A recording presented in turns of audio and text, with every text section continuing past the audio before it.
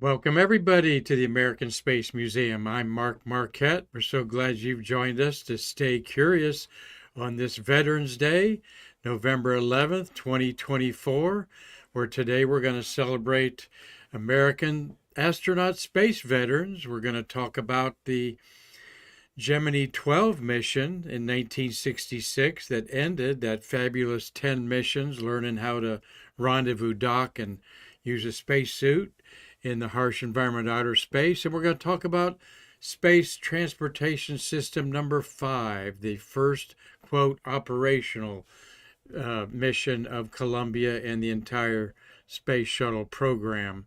And so hope that you all enjoy today's show. Wanted to let you know, some of you newcomers, that for over 20 years, the American Space Museum has been preserving the birth of the American space age in what we call its delivery room, Brevard County, Florida. And this is what our museum that came about from the U.S. Space Walk of Fame Foundation. That's our parent nonprofit here in Florida. And we do appreciate all the contributions to our nonprofit that you've all done over the last 4 years that we broadcast Stay Curious. We are doing about episode around 1160 some shows, and today we've got John Graham on the Streamlabs board and my partner Marty Winkle. Hello, Marty is up there in Calverton, Long Island, New York, taking care of family business, and he's going to be back right before Thanksgiving or shortly after, depending on how things are going up there. Hi, Marty. We miss you down here. Everybody misses his smiling face and wonderful demeanor. Marty's been a great supporter of the American Space Museum for a long time. Our museum here at 308 Pine Street, downtown Titusville, was shaken a little bit about 12:30 as SpaceX launched a rocket launch for the Korean South Korea Space Agency. Well, not their space agency, but for their communications division. And at 4:28, we might hear the rocket outside the window behind my green screen here in our Stay Curious studios, just 10 miles from where Pad 40 is, where they're going to launch another doubleheader today. I don't think we've really done this before. They've tried a bunch of times, and the weather's good. So Carlton Bailey, I know you're out there maybe with your long lens in the front yard. Maybe you're out by the Space Center, but we going to maybe hear that. But I got some pictures from CB of this afternoon's 12:30-ish launch of the KoreaSat spacecraft that it's replacing their TV stations. That has been up here for a while, and this one will last 15 years. I'll talk a little more about that in a second. But I want to say hi, most importantly, to you, the people that take your time to watch Stay Curious. Dave Stangy's up there in Macomb, Michigan. Steve Jokums says, fine Veterans Day to everybody. Thank you, Steve. His business is Lake County Spaceport. If you're a modeler, check that out on eBay and Facebook, as he's got all kinds of decals for your shuttle models and other things. Mitch Rothman, Man Space, is saying hello. And there is my daughter Jessica saying thank you to the many veterans from her and the family. And hello, McKinley, little 3-year-old McKinley. And my other granddaughter Macy will be 1 year old on Wednesday. So happy birthday, actually Thursday, the 14th, as I look at the calendar on the wall there. So love to my granddaughters and my daughter, my 3 favorite women. So thank you for watching today. Gary Gerald up there in Collins, Georgia. And there you see John saying hello to everybody. And Carlton's message has been retracted by the censors already. So try again, CB. I've got all those words blocked, though. But no. Carlton Bailey, ace rocket photographer for about 4 decades, and we've had him on the show, and he'll be appearing more frequently. We want to get him in the queue maybe once a month so he can talk about exploits out there at the Space Center. So John and Marty is in the background there. Let's kick it off, my friends, as we're going to hit the photo button there. We want to remind veterans that the entire month of November, we welcome you free to our humble museum. It's only $10 for citizens senior citizens and military are $8. Kids 12 and under are free, so we're charging the teenagers 13 to 17, $5 to get in, and you can't find any other place where that $5 is worth more value, or that $10, as we have artifacts that nobody has anywhere on the Space Coast, I guarantee you. Robert Law, great to see you up there in Dundee, Scotland. And there's Carlton chiming in to all of us minions here. And he's heading out to see what he can do for the next one. So keep that f-stop hunkered down there a little bit, because it's pretty bright out there, my friend. So, but serious Veterans Day is a very serious day across America. It's a legal holiday for banks and schools. And whether you're an active or retired veteran, we owe our freedom to your sacrifices and your willingness to serve our country in whatever capacity you did. I am not one of those, unfortunately. I was at the tail end of the Vietnam draft. Actually, I was in the next to the last draft. And John, if I was drafted, I probably would have ended up with a camera around my neck, or I bet you or would in front have. of a typewriter. I bet you would have. Instead of a bayonet and whatever in there. So, but Tom Celentano, thank you much, and Tommy Usiak's up there in Pennsylvania, enjoying the end of fall up there. So. And Marty, hello, buddy. We wanted to let you know that we appreciate your pictures of the floral fauna up there. Many of you have sent us pictures. I think that was a nice feature this fall, that we showed Floridians like me the colors of the maple tree up there. And there's where Marty's staying with his family. And go to the next photo there. He said he's been doing a lot of walking. Walked 3 miles the other day. It was about under 40 degrees. And they're all seeing deer all over the place up there in Calverton, Long Island. And some people say that's good protein. So Carlton says they're fueling. I'll bet a couple of you have your smart tablet or your other computer fired up to watch that beautiful launch. This is kind of exciting, having two launches 4.5 hours apart. And the last time that may have been done was the Gemini days, when they launched the Atlas Agena rocket with the target Agena on it, and then 90 minutes later launched a Titan rocket that had the Gemini spacecraft and crew on board. So I'll bet this picture will be covered with frost in the morning or snow pretty soon there, Marty. But thank you for sharing your family pictures there and where you're at, where you're located, so to speak. All right, let me go forward here as I'm learning a little bit. There's the launch by Carlton. Looks like he was over at one of our favorite places, one of the boat docks in Port St. John, watching it on TV. Oh my gosh, it was crystal clear going up, and the fairing coming off and everything of the payload. A beautiful day in space. And this Falcon 9 was the 23rd flight of this booster. Okay. And there it is in flight just before maximum Q, when it gets the most dynamic pressure.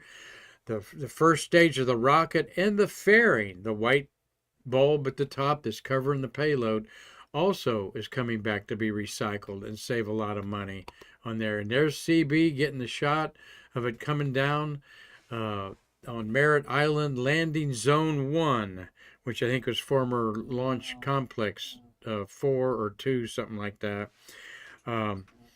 This was the 47th time that a Falcon 9 has landed at landing zone 1, and that includes the 3 or 4 times that the Falcon Heavy had 2 boosters come back on there. So, and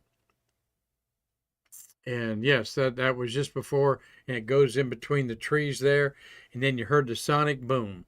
And I was actually getting my heart cath situation follow up with my heart doctor, while I heard the rumble of the rocket, and then I heard the boom, and that's pretty cool. Missed it, but for a good reason, and everything's very good with my ticker, and I'm a blessed man to be here today after having a little elevating to a heart attack a week ago, to yesterday, 2 weeks ago yesterday. So this modern science is just amazing. And many of us out there have these stents and so forth, or otherwise we wouldn't be here. Cliffy Watson, he's there from Pomona, Australia, the Gold Coast. They're getting into their springtime, and the summer's going to be hitting there for you down under there, buddy. And great to always hear from you. And I'm still enjoying my Shuttle book that you got me. I'll bring it in again sometime and show it off. Well, let's see here. We do have a beautiful, let's see, what else I want to say about the Falcon 9 launch today. Would you believe this was the 209th orbital launch in 2024 around the world? We're fixing to have the 210th orbital launch. How many of those launches, John, do you think have been SpaceX out of 209 launches around the world? China, Russia, all of them. I'm thinking it has to be more than 100. You got it there. 107th mission Yeah. for a Falcon in 2024. It's amazing. All right? And this was the 23rd flight for booster number 1067. And the other two boosters that reached 23 flights were jettisoned in the ocean on some deep space probes that they need the extra energy. So this is the first booster to fly up and come back 23 times. And it took up 2 crewed space flights and a whole bunch of Starlink satellites. That's absolutely amazing. It certainly is. What is amazing is that landing was the 365th booster landing to date. They've done incredible. Exactly one a calendar year, if you want to remember it that way. That includes Vandenberg, okay, and all the drone ships and everything else. 365 boosters have landed and been reused, and there's 12 failures as out of 377 attempts. 12 failures out of 377. Do the math on that, and I think you're getting the 90 percentile. Yeah, that's how they learn. Each failure is an accomplishment. That's right. There you go. So kudos to SpaceX and doing it right, and we're probably about 14 minutes away from the next launch. See how that goes. You all let me know that are watching that. So the Sunshine Coast, Cliff Watson calls it. So he knows well. And hello, Doug Forrest with 2 R's. He is in Los Angeles. He's working in the Hollywood business there, as well as an excellent pencil artist there. So let's talk about some space on Veterans Day, honoring those who served. And we want to give you a quick little thumbnail of all the astronauts who served in space. Not all of them. 330 or so current and former U.S. astronauts. 219 of them have served in the armed services, more than 2/3. Our earliest astronauts came from the military because we wanted people who had test pilot experience, okay? And that made sense with the Mercury and Gemini astronauts all have an extensive military background. And many of the current crop of astronauts are military. Here's a little slide that I found along the way of showing you the balance of the military branches with the Air Force and Navy kind of neck and neck. Okay, Air Force has over 60 astronauts. Navy has just under 60. This is an older chart, so I know that they've got over 60 now because we've got a couple of them up there in the space station. And then you've got the they broke away the Navy and the I see. The ones that are retired and the ones that are active, all right. So there you've got the Marines come in second, no matter where you look at it, or third, and then the Army comes in fourth with the number in there. U.S. Coast Guard has 2 astronauts in that. We'll talk about them. One of them in just a second. We also have 2 Navy SEALs, all right. Bill Shepard and Chris Cassidy were Navy SEALs on there. and they break it down a little bit more in detail there, but you get the idea. It's heavily balanced the Air Force and Navy, and then the Marine Corps, which Marty, oorah, to our buddy Marty, he calls the Marine Corps the men's department of the Navy. Okay, so and don't start a storm there on comments there. John knows how to block you out there. But well, let's look at a couple here of note. As I go backwards, let's go forward there. Here's some NASA military astronauts that you all know. Alan Shepard was an admiral, a rear admiral in the Navy, and he served in World War II. All right. Of course, he was the first American to go to space suborbital and the 5th person to walk on the moon. And he looked, I've met his daughter, Laura Shepard Churchley, and we talked about her dad, and she, with a big smile and that reminiscent look in her eyes, said, "My dad was absolutely handsome in the Navy whites and his admiral uniform and so forth." And he's passed on. So has John Glenn in the middle there. John Glenn, a Marine, oorah, who was the first American to orbit Earth. He was a pilot in the Marine Corps and served in World War II in Korea with those F-86 jets up there. And there's a rare picture of the man, the moon man, Neil Armstrong, said to be a civilian, and he technically was when he was commander of Apollo 11. But Neil was a naval pilot in the Korean War. And in fact, he was buried at sea. And that's probably a smart move for such a famous human, as people aren't traipsing and doing things to his graveside. But he was also an X-15 pilot, so he was involved in the Air Force Test Pilot School to do that, and the Navy Test Pilot School in there. Did you see that glitch, that blink? I'm just telling you. Yeah. Once in a while we see those, John. I just removed it. And all right, so then we've got Guy Bluford on the far left there, first African American to go to space. He had 4 missions, 29 days in space. He was a colonel in the Air Force, and he served in the Vietnam War. And then he got his commercial pilot's license and then become an astronaut. So, again, a military veteran. Got to put the ladies in there. Susan Helms. She is a lieutenant general and was the commander of the 14th Air Force Strategic Command. At Vandenberg, also was over our St. Patrick Air Force Base, I believe, for a while there. And she's got 21 days in space on several missions. 5 shuttle missions, in fact. 21 days in space on 5 shuttle missions? No. She's got more than that. I was looking at Guy Bluford's 21 days in there. I'd say she's got about 50 days in space. And at one time, she had the longest spacewalk for a woman, 9 hours, okay? Wow. And I think that is still a record, though they're around the 7-hour mark.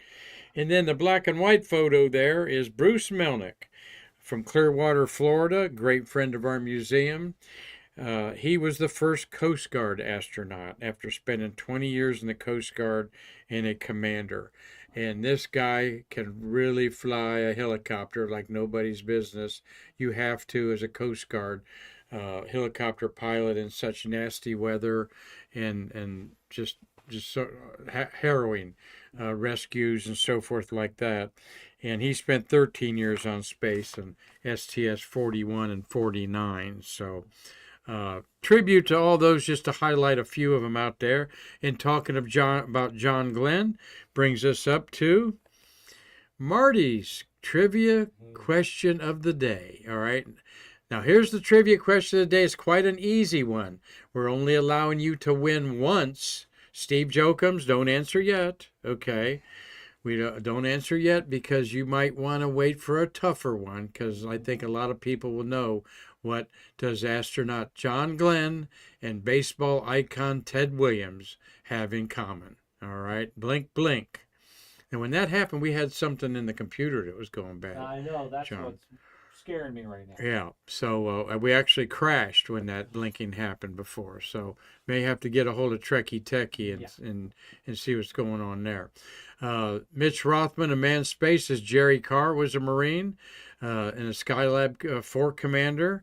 Whole bunch of Marines there. But there's Marty's question at the end. We'll give you the answer. What does John Glenn and the greatest hitter in baseball history, Ted Williams, I dare you to argue with me about that, okay?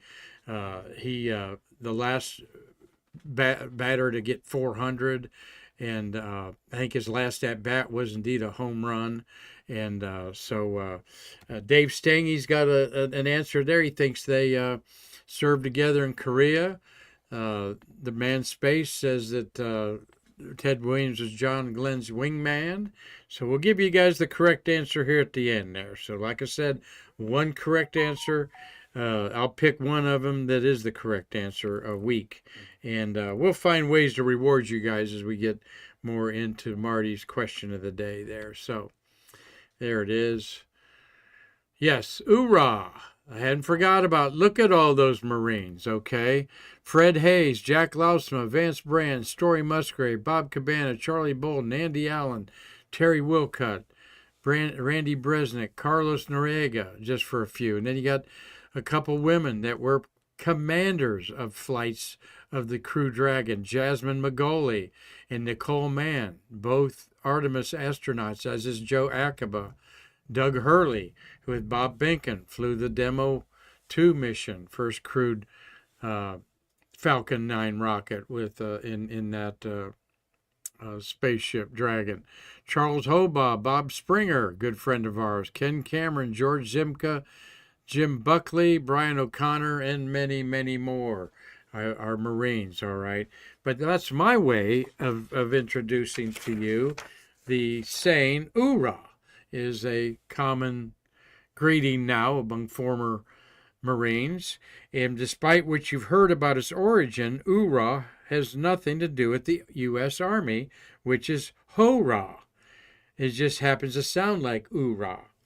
Some Marines mistakenly think it's the old Ottoman word for kill, which was actually Oldermek in Turkish. For those of you into the Ottoman Empire world and the savages of those days of yore, right, John? So oorah, in fact, dates back to post-Korean War recon Marines in the Pacific. Like Marty says, they needed them, and Marty was a Marine in the Vietnam War, and first wave Marine, actually, in those Skorsky helicopters. And through the use of Marines to survey landing sites for amphibious assaults, it dates back much further than World War II. Small raiding units were formed to gather information and intelligence on target beachheads at places like Saipan, Tinian, and Iwo Jima. Recon Marines scouted the beaches and inland areas in preparation for major landings. Well, the battalions disappeared after World War II, but were reformed in platoon size in the Korean War. In 1953, the company-sized recon units were reactivated. One of these, the U.S. Amphibious Reconnaissance Company, traveled to its landing areas via submarine. And it was aboard these submarines that the oorah greeting was born. When submarines went below the waterline, Marines could hear a voice over the intercom shout, "Dive, dive, dive," along with the unique klaxon alarm. Itself was a distinctive noise, "Aruga, Aruga." We've all seen those in our military movies that they're showing right now, like Red Dawn and all kinds of them out there. Watching how submarine sailors responded to the klaxon alarm no doubt had an effect on the recon Marines aboard the boat, because they began using the sound to motivate one another during physical training in their own exercises. Going "Aruga," however, become unwieldy to say after a while, so Marines simplified it to a much smoother, cooling sound, oorah. And if you doubt that, go look it up on military.com is where I found what I think is the definitive source of oorah. So we love shouting that out to our Marine astronauts and everything that's going on here on Veterans Memorial. Glad that we're happy to honor the Marines, founded 249 years ago today in 1745. Okay, bet you didn't know that, but it's the truth because you heard it on Stay Curious. So, well, let's do beautiful eagle back there, of course. Thank you, John, for picking this as our green screen back there, flag, American eagle. We want to celebrate everything here at the American Space Museum that has to do with our freedom and our ability to even do a simple program like this. Some countries in the world, it would never happen, and we know that. So I'm going back and forth here, John. Let's go here to my next photo. Is space history of Gemini XII. And it is Gemini, like Jiminy Cricket of Pinocchio fame. And officially, NASA said it was not Gemini, the constellation, it was Gemini, like Jiminy Cricket. Well, Buzz Aldrin, who's 94 years old right now, and Jim Lovell, who's 96 and the oldest human being to go to space, might get on a phone today and talk about it. But they were on a 4-day trip 58 years ago, the last of the 10 two-man Gemini space flights that set the stage for the Apollo moon landings. November 11th, 1966 in the afternoon, 4:46 p.m. And it's about time for that 428 launch there. 428. So let me know, gangs, if it gets off. We'll probably hear the rumble here in a little bit. This was a very important mission. All right, there's the boys. Nope, let me go forward. There's the boys there.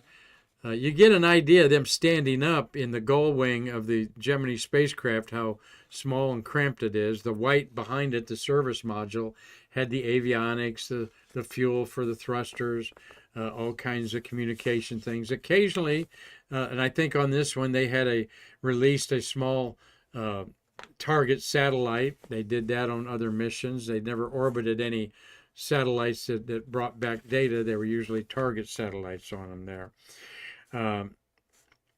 But they chased down the Atlas rocket that was launched 90 minutes earlier.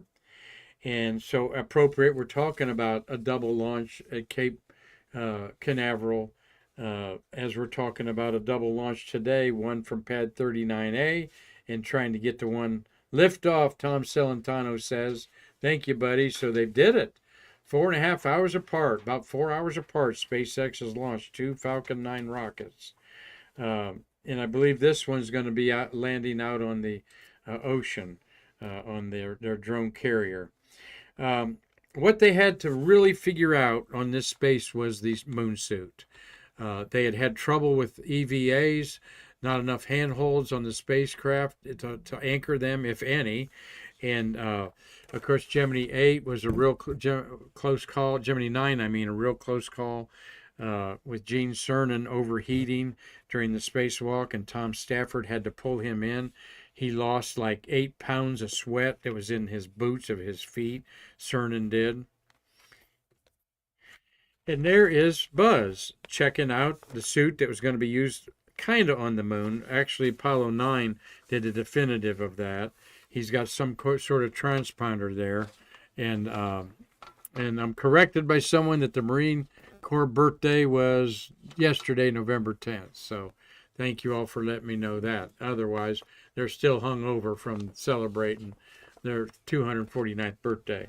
Well, there is Buzz Aldrin. He took his visor off to get a good look. And this is what is with a Hasselblad camera that he handheld.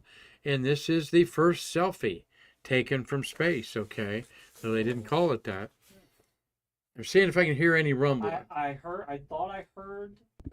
I heard it, but I couldn't tell if it was the AC unit kicking in. Yeah. It's in this brick building. Could be a train going by, too. It could be a train. But these were 2 very serious astronauts that, of course, Jim Lovell had spent 14 days in space with Frank Borman, who died a year ago this month. at age 95, and Lovell's now 96 years old. And I've seen some not YouTube, but things recently where he's made some appearances in there. So Buzz was very meticulous. He was the guy that said, "Hey, why don't we rehearse our spacewalks in a pool of water?" Because that imitates weightlessness.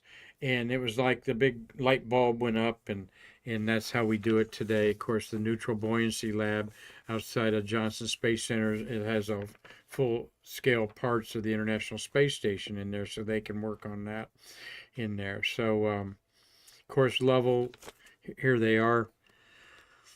There's Buzz in space again. Cool. All right, one cool picture of him in space. They had raised the altitude with the Agena rocket to about 600 miles, I believe.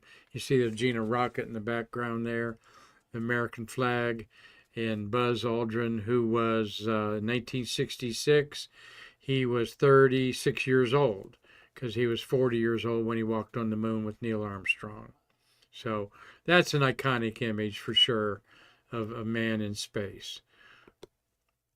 And of course, we honor all the Gemini space missions with pavers and pedestals with handprints or likenesses of the astronauts where we couldn't get handprints. We, being the U.S. Space Walk of Fame Foundation in the late 1990s, started this project. This is a 27-year-old dedication of this is this month. So beautiful out there. There's the paver, the pedestals that are like a 2, the Roman numeral 2 for Romulus and Remus, the founders of the historic Gemini, the twins that founded Rome up there. And there's Lovell's handprints there.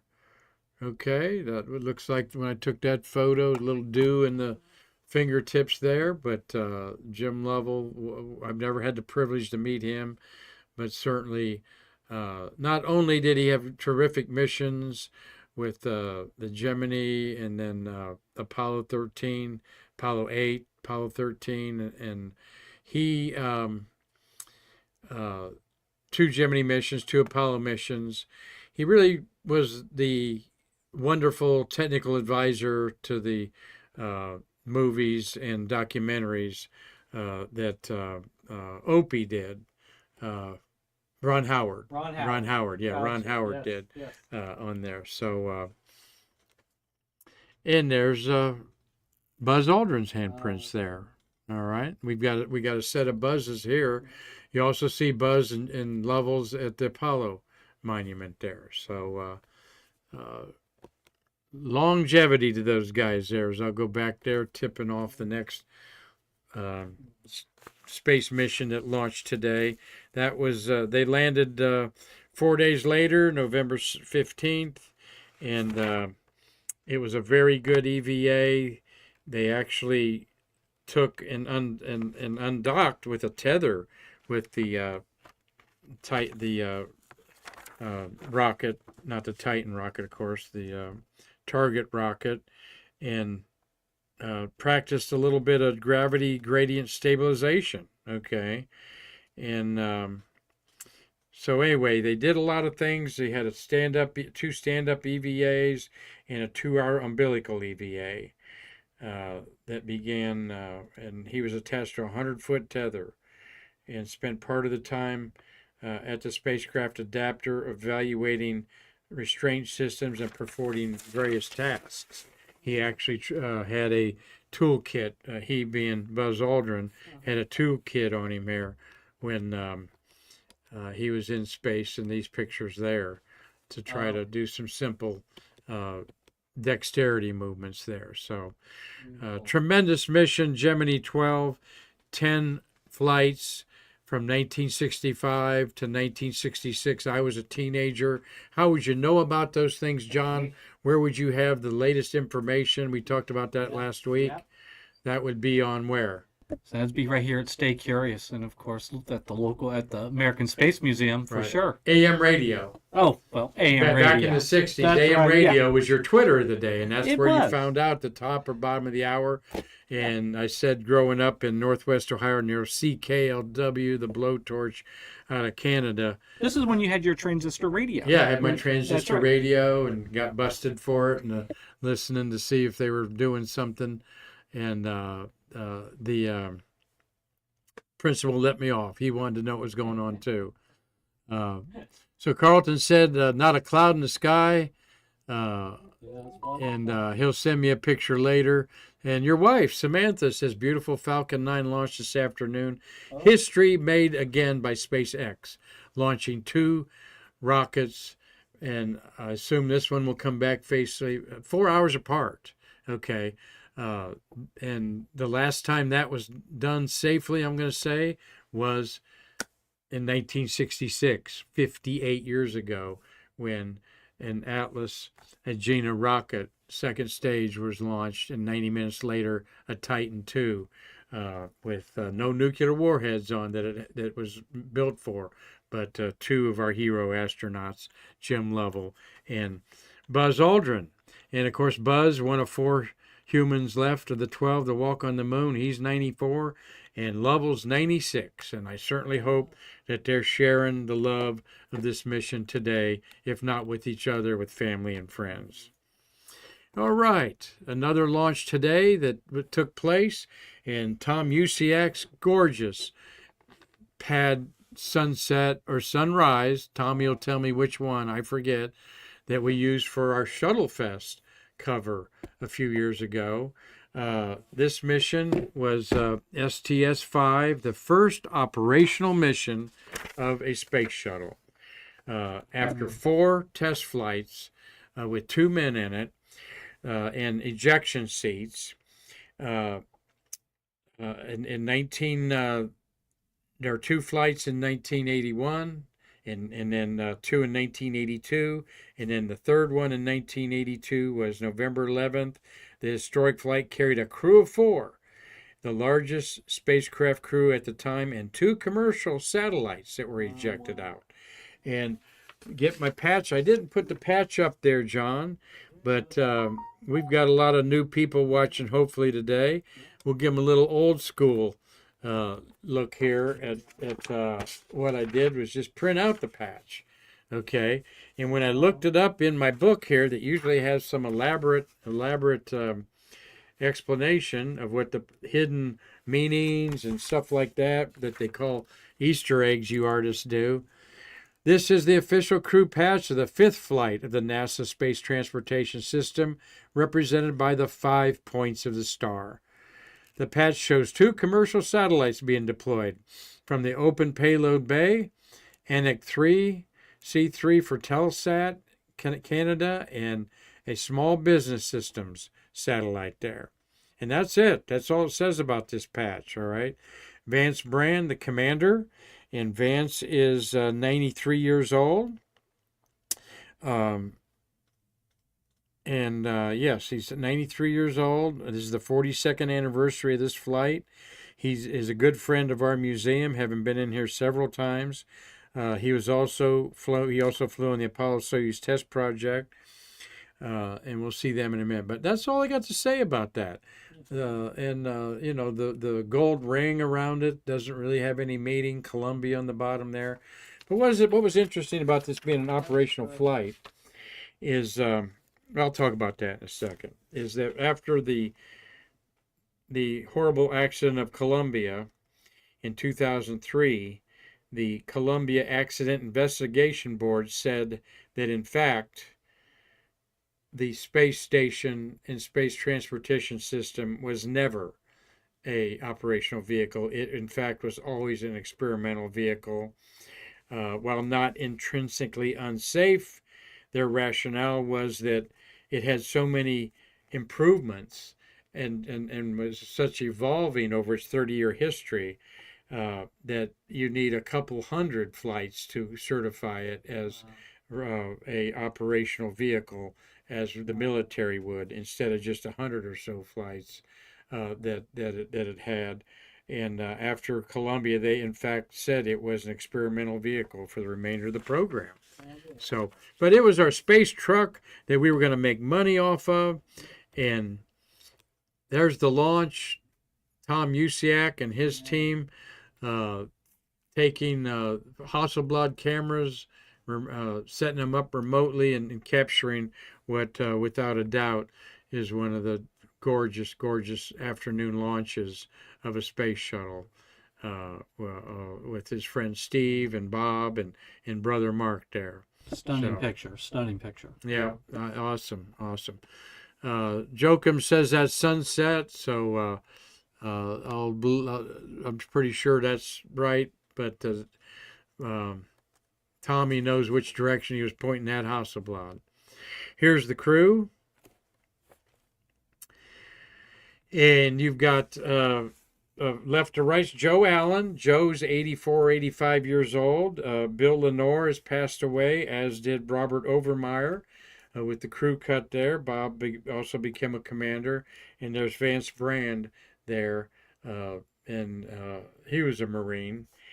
And the 5-day flight ended at Edwards Air Force Base, and they deployed 2 satellites. And this was a big deal because they sold this to Congress, that they were going to fly this once or twice a month.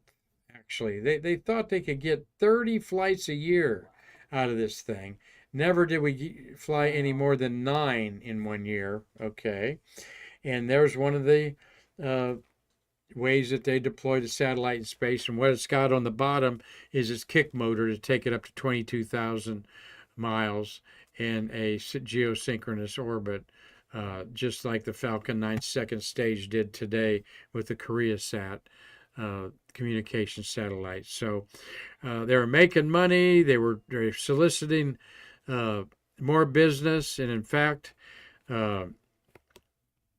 Ace Moving Company, we deliver satellite deployment by Ace Moving Company, all right, as the astronauts are enjoying a great time in space. It was like Vance had been in space before. Of course, nobody had been on a shuttle before, so the other 3 were rookies on there. What I find interesting is that NASA was so arrogant about the space shuttle being a truck to be a moving company for your satellites and experimental payloads and scientific payloads like the Hubble telescope. They were so arrogant about it, they said, forget your single stick rockets, okay? Nobody's going to want to use those when we can take you up in the space shuttle. And after the 25th launch and disaster of Challenger, that all changed. We ought to go out on a high note here on Veterans Day. Thought we'd give you a little look at our console that fueled the space shuttle. All right, many military men and women behind these consoles doing their thing in the Launch Control Center. Here is the Launch Control Center during the shuttle era. All right. And then here's the Artemis Launch Control Center, revamped there. Actually, they got an Ares rocket over there, the Ares X1, that was launched from this room, I believe. So think about that in a military way. And also the creation of the United States Space Force in 2019. All right. A wise decision to have a branch of the Air Force that was completely space related.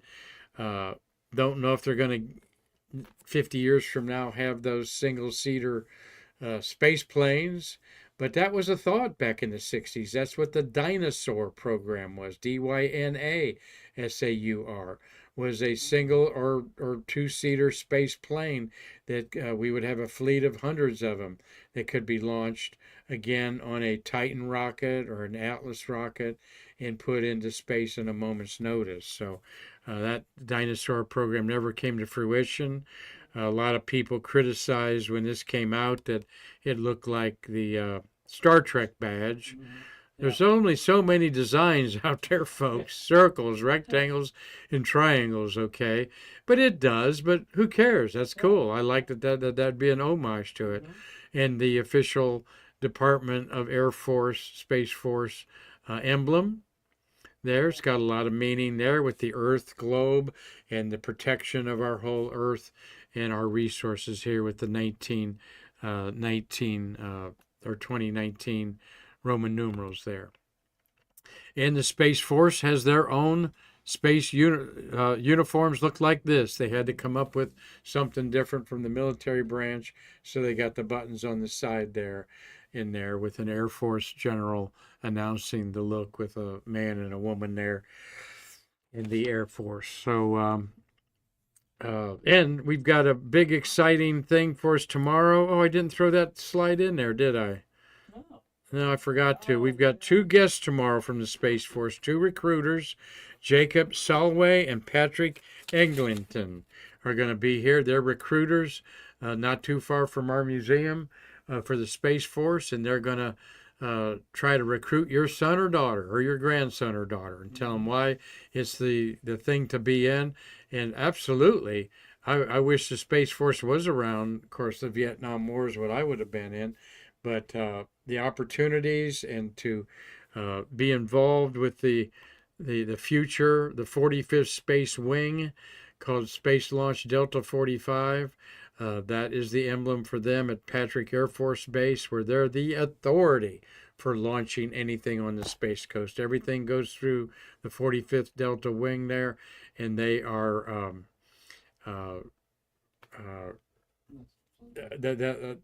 they line up everything. And if you want to know the weather forecast, go to the Space Force 45 or Delta 45, and that will show you the latest official weather from the weathermen and women at the Air Force, Patrick Air Force Base. So, Marty's question trivia of the day. Marty, what does astronaut John Glenn and baseball icon Ted Williams have in common? And yes, we got a correct answer from 2 of you there, Dave Stange, but more correctly, he said they served together in Korea, which is true. Someone else said they served together in Korea, but actually Ted Williams was John Glenn's wingman, all right, as they would go chase Russian MiGs out of the sky in Korea. And this is a book that recently came out, and there's Teddy on the right-hand side there, and John Glenn, of course, on the left. I have read excerpts and other things about this. A lot of cool, I think Marty had brought this into me, and so many cool pictures of Williams and John Glenn in, of course, the leather jackets with the fur around them, and just sitting around having a smoke. John wasn't smoking, Ted was. Bottle of beer maybe in there. So what a great pair they were. Unlikely and unusual and unbreakable friendship between them. Okay. And I mean, both of them are on the pedestal as far as icons in what they did in America. John Glenn, of course, orbiting the Earth 3 times and then sort of being shelved, if you would, to represent the astronauts, became a senator from Ohio for over 25 years, and then he flew to space on STS-95 at age 77. Ted Williams, like I said, don't argue with me. He's the greatest hitter of all time, last man to hit 400. That means he got on base by a hit 40% of the time, and the other 50%, 10% he got on by walking. But just a scrappy player that in the 20s and 30s, I guess he'd have been the 30s. Think about this, all the records that he had, late 30s, 40s, and 50s he played. 3 years of his prime, he was out, and would have added more and more home runs and hits and so forth. So I know a lot of you aren't baseball fans, but it is so interesting how they are juxtaposed there. Yeah, you have a Marty comment just there? stated, Marty goes, they were also lifelong friends after Korea. Lifelong friends after Korea, Marty said. Participated in a lot of things. I mean, those are some coattails, either one of them. Hey, would you like to go to the Hall of Fame induction with me, John? You know, I was inducted 15 years ago, but they're going to put Roberto Clemente in there or something like that. Why don't you come up there and enjoy it with me? And then John's saying like, hey, all the moonwalkers are going to be at Cape Kennedy, you know, and I'm going to be there. Why don't you all come out there and have some cocktails with us? I mean, you just can't make this stuff up. So, Marty, again, thank you for a good question. A lot of space geeks know that, but you know what? I don't think too many knew it 10 years ago. That and particularly Google and search engines and stuff have made it easy to learn more and more about it. So, well, let's go out on this Veterans Day with thinking about a couple of the veterans on the International Space Station, the only truly peaceful and sovereign place on the planet. And why isn't the International Space Station won the Nobel Peace Prize is what I want to know. 24 years of continuous occupancy. Carlton Bailey says that Ted Williams showed up at John Glenn's launch. Well, everybody's trying to get interviews with him. He was over talking to Jimmy Buffett. Yeah, Carlton shared that story with you, John, when you guys pinch hit for me. Yeah, that was an amazing story. During my medical emergency. Yeah, thank you for reminding me that. But how cool is that? Wingmen and these jets that were very pioneering, and they flew beautifully, and to see what they saw in all their sorties and the number of times they flew together, and then, hey, watch me ride a space shuttle into space, Ted. So thank you for, and there's CB. I'd have been over talking to Jimmy Buffett too, buddy. So we got, like I said, Dave Stengy, Steve Jokums, Man Space, my daughter Jessica with my granddaughters McKinley and Macy watching. Hello, girls. And Gary Gerald, Robert Law, Tom Celentano.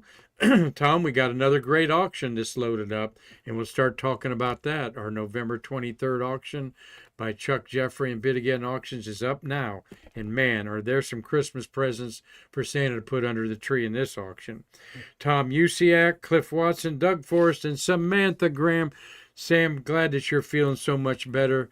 You gave me a big scare there where your husband wouldn't return my phone calls and texts, but he told me the good reason why you needed to be in a quiet place there. And you're going to see more of Samantha Graham as Stay Curious progresses here, particularly into next year with some wonderful new things. Well, let's give a shout out to Navy astronauts Butch Wilmore and Sonny Williams, both captains in the Navy. And of course, they are now part of Expedition 72 crew. And we'll come back on Space X Dragon 9 with Nick Hague. And there's Nick as an Air Force test pilot. And there's Nick in the cupola up there with, I think he's growing something in a small little container there, growing some mung beans or something like that in the cupola. And that could be a picture of Nick on one of his previous trips to the International Space Station. This is his second trip up there. So we wanted to give a shout out to those astronauts up there. 10 humans orbiting the Earth right now. 3 are no doubt military tachionauts in the Tiangong Space Station of China. And then we've got 3 Russians and 4 Americans. The other American's Don Pettit, who just has a whole bunch of degrees in smartness. He is the MacGyver of the astronaut corps, no doubt there. So, and God bless America, okay, for our freedoms and our military people.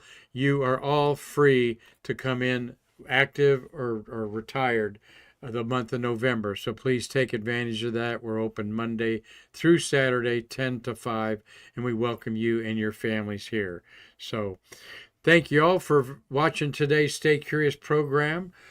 John, thank you for an excellent job here on our Streamlabs program. Glad to be here. And glad that you're here. He's going to be taking a little leave of absence to do some family business himself.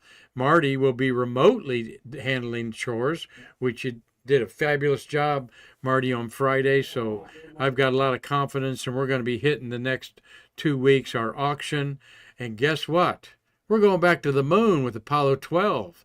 All right, we're launching that bad boy Saturn V off again in November 14th, 1869, and doubled down on President Kennedy's pledge to go to the moon and come back safely before the end of the decade.